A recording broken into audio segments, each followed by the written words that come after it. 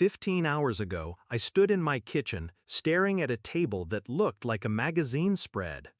23 perfectly plated dishes. 3 days of work. My daughter's hands were raw from chopping, my own shoulders sore from stirring. And then, my phone buzzed. "Dad, we've decided to celebrate at a restaurant. It's adults only." Adults only. 3 words, a lifetime of bitterness, compressed into a text. I didn't call, I didn't beg, I didn't even ask why. I just told my daughter to put down the frosting bag and go take a shower. She didn't see the way my jaw clenched. She didn't hear the plan clicking into place in my head. You have to understand something about my family. They don't argue, they exclude. Growing up, silence was their punishment of choice. No shouting, no open fights, just a cold lockout from whatever mattered. And for years, I kept trying to earn my way back in. When my mother was sick, I was the one who sat with her through the night. When my father's business was failing, I was the one who found him a lawyer. And still, I was the daughter they could set aside without blinking. The betrayal didn't surprise me, but the timing, that was the knife twist. This party was for my mother, her 70th. The first big celebration since she recovered from surgery. My daughter had taken ownership of the menu, her first time cooking for the whole family.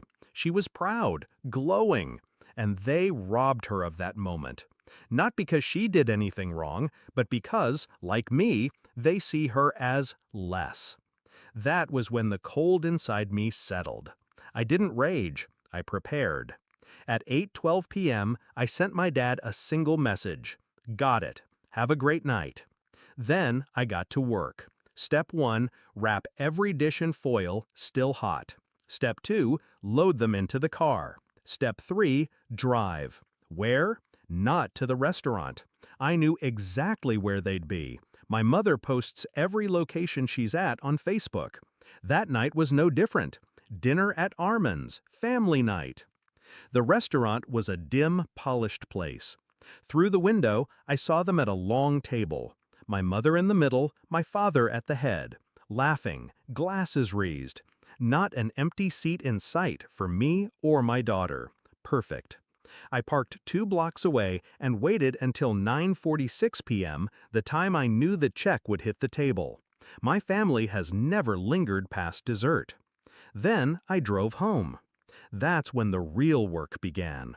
I pulled out my phone, opened our extended family group chat, 47 relatives including out-of-town cousins, and typed, "Just wanted to share photos from Mom's birthday feast.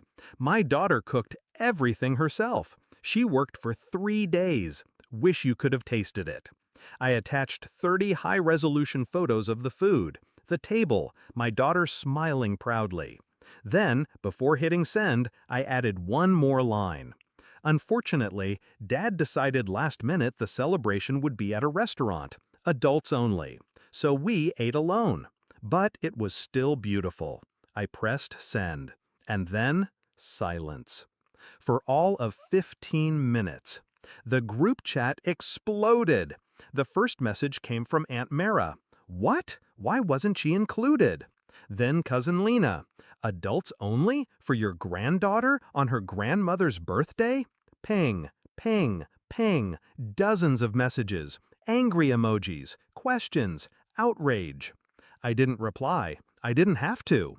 By midnight, my phone was ringing off the hook. Not from relatives, oh no, from my father, from my mother. I let them go to voicemail.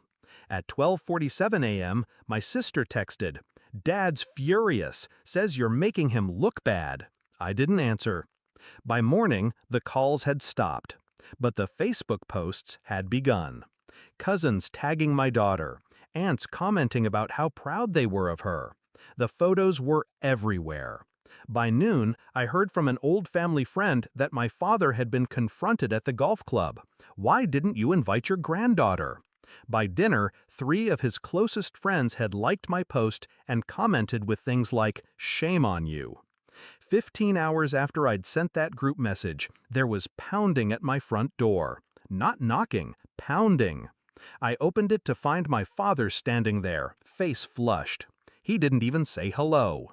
"You've humiliated me," he hissed.